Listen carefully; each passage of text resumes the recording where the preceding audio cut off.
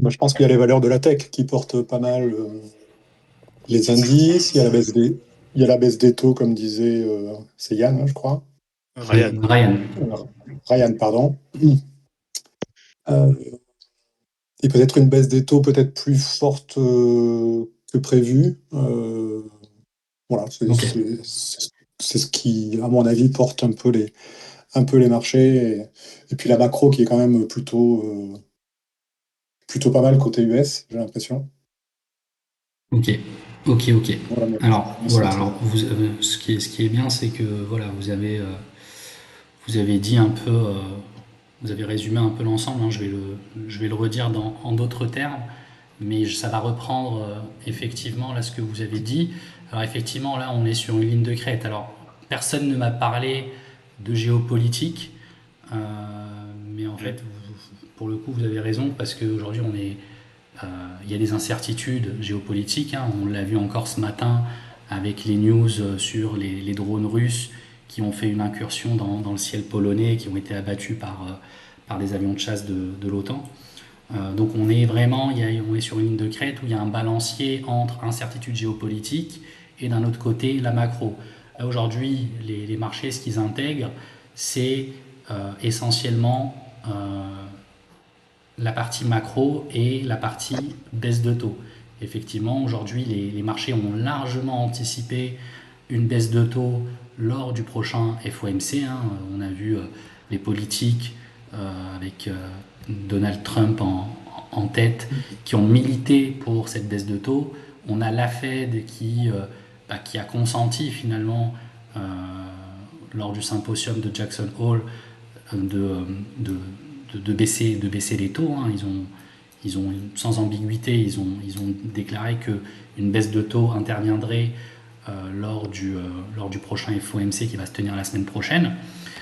Euh, et aujourd'hui, la crainte était sur le marché de l'emploi. D'accord. Il y avait une crainte sur le marché de l'emploi, c'est-à-dire est-ce que le risque, c'est voilà, si jamais la Fed a la tête un peu trop dure et qu'elle veut maintenir le statu quo, maintenir des taux élevés, on a les opérateurs craignaient que ça vienne détériorer plus que de raison le marché de l'emploi et qu'il y ait une tension de ce côté-là.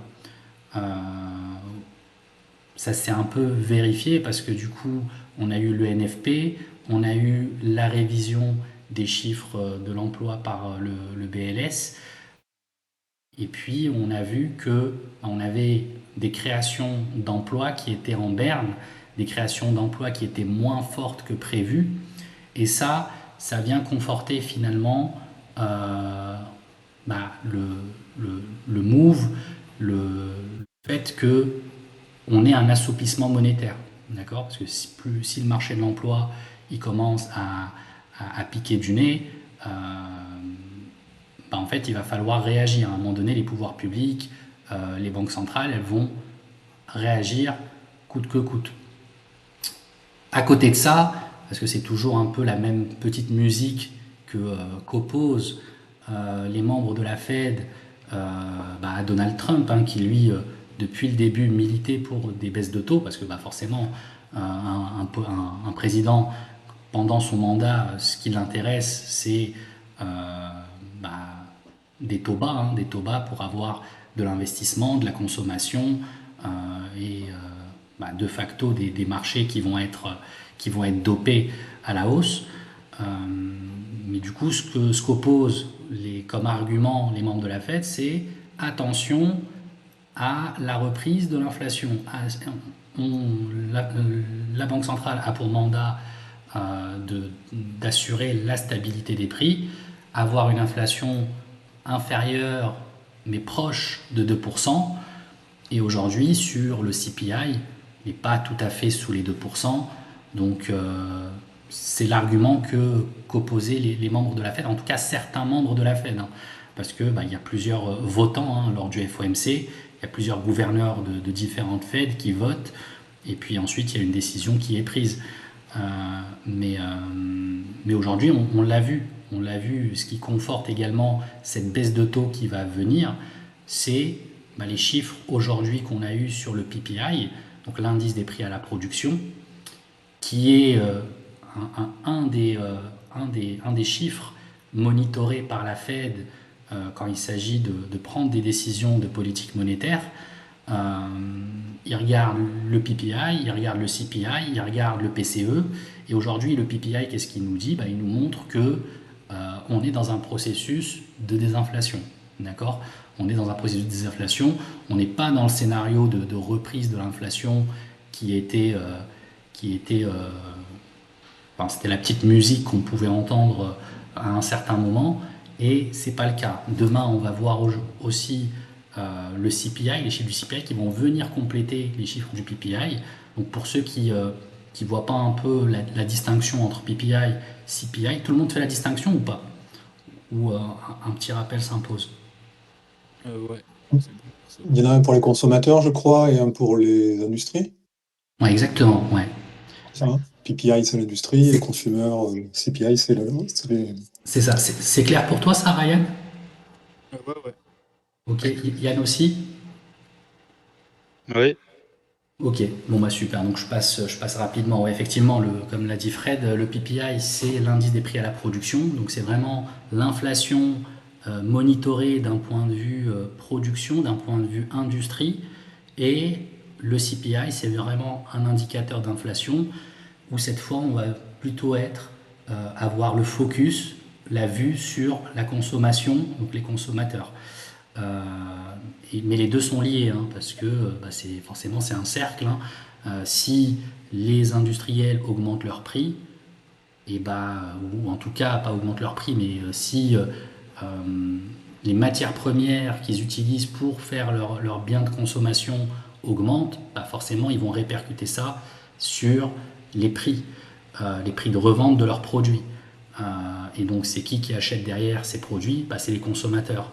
Donc si on a un PPI qui nous montre des signes d'inflation, en fait le CPI risque de suivre un peu la cadence. Euh, voilà, donc aujourd'hui on n'en est pas là. Aujourd'hui on est plutôt dans un PPI qui est favorable finalement au, euh, au scénario d'une baisse de taux anticipée par les opérateurs et prévue par la Banque centrale.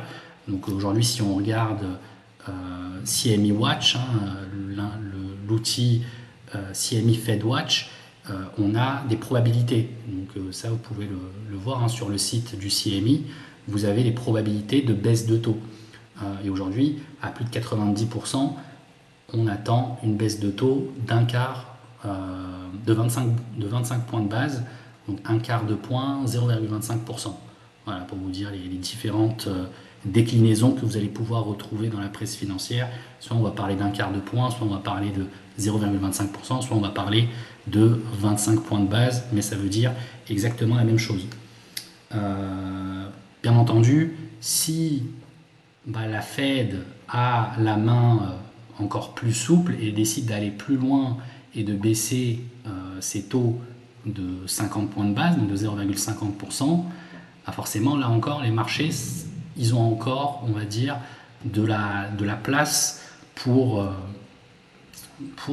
aller encore plus haut, hein. Les marchés actions, ils auront clairement de la place pour aller encore plus haut. Mais voilà, après, personnellement, je ne pense pas que lors du FOMC de la semaine prochaine, on aura une baisse de taux de 50 points de base. À mon avis, on restera sur ce qui était prévu, c'est-à-dire 25 points de base. Et donc, finalement, tout ça mis bout à bout fait que on a des marchés qui trustent les sommets, des marchés qui sont sur des plus hauts historiques, parce que il y a un certain optimisme autour des prochaines décisions de politique monétaire. Il y a aussi un optimisme du fait que l'inflation, maintenant, c'est derrière nous. Euh, et voilà pour l'essentiel. Est-ce que vous avez des questions? Alors, effectivement, un dernier point avant de répondre ouais, aux moi j'en questions avais s'il y une. en a.